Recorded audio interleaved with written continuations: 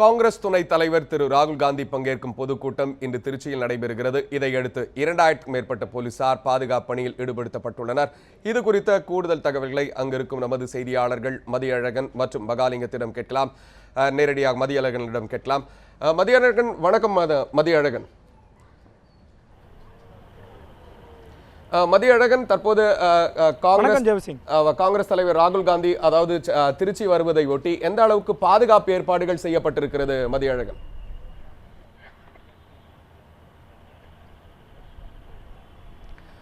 காமராஜர் பிறந்தநாள் விழாவை முன்னிட்டு காங்கிரஸ் கட்சியின் பொதுக்கூட்டம் ஒன்று திருச்சி பொன்மலை பகுதியில் அமைந்துள்ள ஜி கார்னர் மைதானத்தில் நடைபெறுகிறது. இந்த பொதுக்கூட்டத்தில் உரையாற்றுவதற்காக அகில இந்திய காங்கிரஸ் கமிட்டியின் துணைத் தலைவர் ராகுல் காந்தி தனி விமானம் மூலம் திருச்சிக்கு இன்று பிற்பகல் 3 மணி அளவில் வருவார் என எதிர்பார்க்கப்படுகிறது. அங்கிருந்து நேராக பொதுக்கூட்ட மேடைக்கு வரும் அவர் இந்த பொதுக்கூட்டத்தில் ஒரு பேருரை ஆற்றுகிறார். இதைத் தொடர்ந்து இந்த பகுதியில் தீவிர பாதுகாப்பு ஏற்பாடுகள் செய்யப்பட்டுள்ளது. அதாவது சுமார் கிட்டத்தட்ட ஒரு 10 மாவட்டங்களிலிருந்து திருச்சி, தஞ்சாவூர், திருவாரூர், நாகப்பட்டினம், அரியலூர், பெரம்பலூர் இது போன்ற மாவட்டங்களிலிருந்து காவல்துறையினர் திருச்சியில் பாதுகாப்பு பணிக்காக அமர்த்தப்பட்டுள்ளனர். கிட்டத்தட்ட 3000த்திற்கும் மேற்பட்ட காவல்துறையினர் பாதுகாப்பு பணிகளை செய்து வருகின்றனர். அதாவது ராகுல் காந்தி விமான நிலையத்திலிருந்து ஜி கார்னர் மைதானம், அதாவது பொதுக்கூட்டம் நடைபெறும் இடத்திற்கு வரும் இந்த வழி முழுவதுமே தொடர்ந்து பாதுகாப்பு பணிகளில் வழிநெடுகிலும் ஈடுபட்டுள்ளனர். அது மட்டுமில்லாமல் இந்த பொதுக்கூட்டம் நடைபெற உள்ள இடத்திலும் போலீசார் தீவிரமாக கண்காணிப்பு பணிகள் ஈடுபட்டு வருகின்றன. அதாவது தொண்டர்கள் வருவதற்கு ஒவ்வொரு பகுதியிலும் அதாவது நுழைவாயில் ஒன்று அமைக்கப்பட்டிருக்கிறது. அந்த ஒவ்வொரு நுழைவாயிலிலும் காவல்துறையினர் அமர்ந்து பாதுகாப்பு பணியில் ஈடுபட்டுள்ளனர். அது மட்டுமில்லாமல் ராகுல் காந்தி இசட் பிரிவு பாதுகாப்பு பிரிவின் கீழ் வருவதால் ராகுல் காந்தியின் வருகையை ஒட்டி செய்யப்பட்டுள்ள பாதுகாப்பு ஏற்பாடுகளை பார்வையிடுவதற்காக டெல்லியிலிருந்து எஸ்பிஜி எனப்படும் சிறப்பு பாதுகாப்பு குழுவும் இந்த பாதுகாப்பு பணிகளை மேற்பார்வையிட்டு வருகிறது.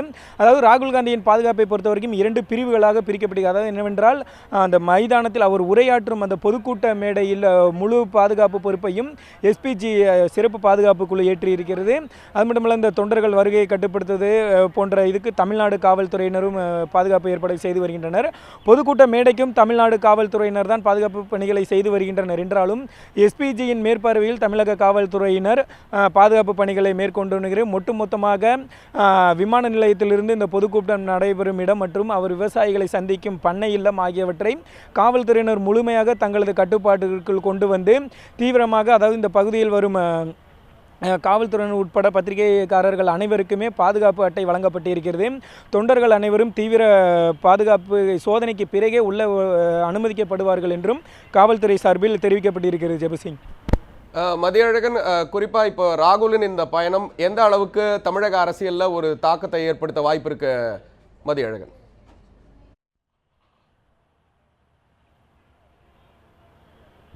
திருச்சி மாநாடை பொறுத்த வரைக்குமே எந்த கட்சி திருச்சியில் மாநாடு போட்டாலும் சரி அல்லது பொதுக்கூட்டத்தை நடத்தினாலும் சரி, திருச்சி மாநாடு நிச்சயம் ஒரு திருப்பு முனையாகவே அமையும் என்று அனைத்து கட்சியினரும் கூறுவதை நாம் பரவலாகவே பார்க்கலாம். தமிழ் மாநில காங்கிரஸ் கட்சியை மீண்டும் ஜி.கே. வாசன் கூட கட்சி ஆரம்பித்து முதல் முறையாக கட்சியை மீண்டும் புதிதாக ஆரம்பித்தவுடன் திருச்சியில் தான் அவர் முதல் மாநாட்டை நடத்தினார். அப்போது கூட அவர் திருச்சி தங்களுக்கு ஒரு திருப்பு முனையாக அமையும் என்றே தெரிவித்திருக்கிறார்.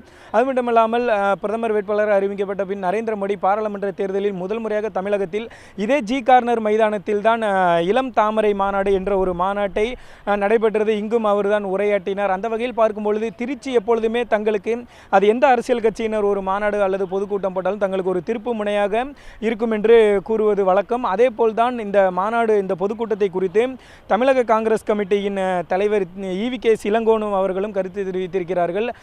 சட்டமன்ற தேர்தல் நெருங்கி வருகின்ற வேளையில் இந்த மாநாடு நிச்சயம் தங்களுக்கு ஒரு திருப்பு முனையாக அமையும். காங்கிரஸ் கட்சி வரும் சட்டமன்ற தேர்தலில் மிகுந்த ஒரு தாக்கத்தை ஏற்படுத்தும். காங்கிரஸ் கட்சியின் தயவில்லாமல் எந்த கட்சியும் வர தேர்தல் வெற்றி பெற்று ஆட்சி அமைக்க முடியாது என்ற பல்வேறு கருத்துக்களை ஈ.வி.கே. இளங்கோவன் தொடர்ந்து கூறி வருகிறார். அதற்கு இந்த மாநாடு நிச்சயம் ஒரு உதவியாக இருக்கும் என்று அவர் தெரிவித்திருக்கிறார்.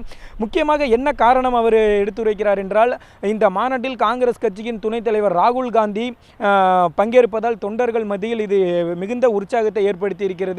ஏனென்றால் ஒருவேளை கடந்த நாடாளுமன்ற தேர்தலின் பொழுது காங்கிரஸ் கட்சியின் சார்பில் அதாவது பிரதானமாக ராகுல் காந்தி தான் முன்னிறுத்தப்பட்டார். அந்த வகையில் நேரடியாக அகில இந்திய காங்கிரஸ் கமிட்டியின் துணைத் தலைவரே நேரடியாக இந்த கூட்டத்தில் பங்கேற்று பேச உள்ளதால் தொண்டர்கள் மத்தியில் இது நிச்சயம் ஒரு பெரும் தாக்கத்தை ஏற்படுத்தும் என்றும் அது சட்டமன்ற தேர்தலில் தங்களுக்கு ஒரு பெரும் தாக்கத்தை ஏற்படுத்தும் என்றும் காங்கிரஸ் கட்சியினர் கருத்து தெரிவிக்கின்றனர். அது மட்டுமல்லாமல் இந்த கூட்டத்தில் பங்கேற்பதற்காக தமிழகம் முழுவதிலும் இருந்து சுமார் ஒரு 2 லட்சம் தொண்டர்கள் இந்த மைதானத்தில் கூடுவார்கள் என்றும் இளங்கோவன் தெரிவித்தார். அந்த வகையில் பார்க்கும் பொழுது அனைத்து கட்சிகளையும் போலவே இந்த தாக்கத்தை ஏற்படுத்தும் என்று கூடியிருந்தாலும் இது எத்தகைய தாக்கத்தை ஏற்படுத்தும் என்பதை நாம் பொறுத்திருந்து தான் பார்க்க வேண்டும். ஜபசிங், மதியழகன் இணைப்பில் இருங்க, நேரடியாக மகாலிங்கத்திடம் பேசலாம்.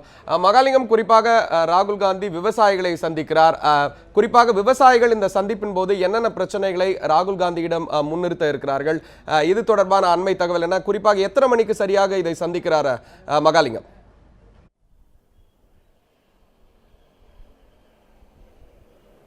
வணக்கம் ஜபசிங். திருச்சி ஜி.கார்னர் மைதானத்தில் பெருந்தலைவர் காமராஜன் பிறந்தநாள் விழா பொதுக்கூட்டம் இன்று மாலை நடைபெற இருக்கிறது. இந்த பொதுக்கூட்டத்திற்கு அகில இந்திய காங்கிரஸ் கமிட்டியின் துணைத் தலைவர் ராகுல் காந்தி அவர்கள் பங்கேற்க இருக்கிறார்கள். இந்த கூட்டத்தில் 5 மணிக்கு தொடங்கி 6 மணி வரை நடைபெறும் இந்த 1 மணி நேர கூட்டத்தில் பங்கேற்ற பின்னர் திருச்சி விமான நிலையம் அருகே 2 கிலோமீட்டர் தொலைவில் உள்ள ஜே.கே. நகரில் உள்ள தனியாருக்கு சொந்தமான பண்ணை வீட்டில் விவசாய பிரதிநிதிகள் மற்றும் விவசாய சங்க தலைவர்களை சந்திக்க இருக்கிறார். இந்த கூட்டத்திற்கு இந்த பண்ணை வீட்டில் தற்பொழுது 4 அடுக்கு பாதுகாப்பு போடப்பட்டுள்ளது. மேலும் இந்த விவசாய சங்க தலைவர்கள் மற்றும் பிரதிநிதிகள் நிர்வாகிகள் இந்த ராகுல் காந்தியை சந்திக்க வரும்பொழுது அவர்களை முழு சோதனைக்கு பின்னரே உள்ளே அனுமதிக்கப்படுகின்றனர். குறிப்பாக 6 மணியிலிருந்து 7 மணி வரை இந்த 1 மணி நேர சந்திப்பு நடைபெறும் என்று தகவல்கள் வெளியாகியிருக்கின்றன. அதே போல இந்த பாதுகாப்பு கருதி தற்பொழுது 4 அடுக்கு பாதுகாப்பு மிக தீவிரப்படுத்தப்பட்டுள்ளது. இந்த விவசாயிகளின் சந்திப்பின் போது தற்பொழுது விவசாயிகளுக்கு பெரும் பிரச்சனையாக உள்ள நிலம் கையகப்படுத்தும் சட்டத்திற்கு எதிர்ப்பு தெரிவிக்க தற்பொழுது காங்கிரஸ் கட்சி எதிர்ப்பு தெரிவித்து வருகிறது. அதற்கு விவசாய சங்கங்கள் வரவேற்பு தெரிவித்திருக்கின்றன.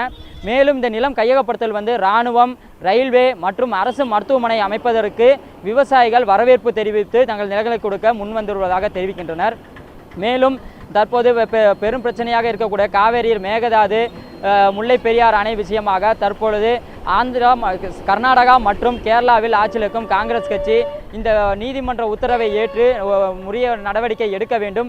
இதனை வலியுறுத்தி தற்போது இந்த அகில இந்திய காங்கிரஸ் கமிட்டி துணைத் தலைவர் ராகுல் காந்தியிடம் வலியுறுத்த உள்ளனர். மேலும் தங்களது தற்பொழுது 8 வருடங்களில் 3 லட்சத்திற்கும் மேற்பட்ட விவசாயிகள் தற்கொலை செய்துள்ளனர். இதனை இயற்கை பேரழிவை விட அதிகமான இந்த இழப்பு ஏற்பட்டிருப்பதாக தெரிவிக்கின்றனர். இதை கருத்தில் கொண்டு விவசாய கடன்களை வழங்க வேண்டும். தற்போது நாடாளுமன்ற கூட்டத்தொடர் நடைபெற்றிருப்பதால் தங்களது விவசாயிகளின் கோரிக்கைகளை எடுத்து கூறி தங்களுக்கு வாழ்வாதாரத்தை பேணி காக்க ராகுல் காந்தியிடம் வலியுறுத்த உள்ளதாக விவசாயிகள் தெரிவிக்கின்றனர். ஜெபசிங், மகாலிங்கம், குறிப்பாக ராகுல் காந்தி விவசாயிகளை குறிவைத்து சந்திப்பதில் ஏதாவது பின்னணி இருக்கிறதா? இது எப்படி பரவலாக பார்க்கப்படுகிறது மகாலிங்கம்?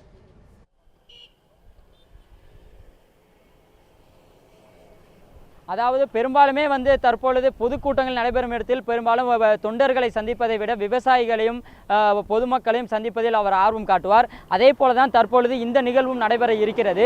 விவசாயிகள் தற்பொழுது நிலம் கையகப்படுத்தும் சட்டத்திற்கு பெருமளவு எதிர்ப்பு தெரிவித்து வருகின்றனர். இந்நிலையில் தற்பொழுது காங்கிரஸ் கட்சியும் இந்த நிலம் கையகப்படுத்தும் சட்டத்திற்கு பல்வேறு கட்ட போராட்டங்களை தெரிவித்து எதிர்ப்பை தெரிவித்து வருகின்றனர். இதுக்கு விவசாயிகளின் ஆதரவு தற்பொழுது உள்ளது. இதனை இருக்கும் பட்சத்தில் தான் தற்பொழுது அகில இந்திய காங்கிரஸ் கமிட்டியின் துணைத் தலைவர் ராகுல் காந்தி திருச்சி வருவதையொட்டி விவசாயிகள் அவரை சந்திக்க ஏற்பாடு செய்துள்ளனர். அவர்களது கோரிக்கைகளை தற்பொழுது மத்திய அரசு எடுத்து கூற வேண்டும். விவசாயிகளால் சென்று நாடாளுமன்றத்தில் எடுத்து கூற முடியாத நிலையில் தற்போது எதிர்க்கட்சியாக இருக்கக்கூடிய காங்கிரஸ் கட்சி இந்த இவர்களது விவசாயிகளின் கோரிக்கைகளை எடுத்துரைக்கும் விதமாகத்தான் இந்த நிகழ்வு நடைபெற்றிருக்கிறது. சபிஜிங், நேரடியாக திருச்சியிலிருந்த அண்மை தகவலுக்கு மிக்க நன்றி மதியழகன் மற்றும் மகாலிங்கம்.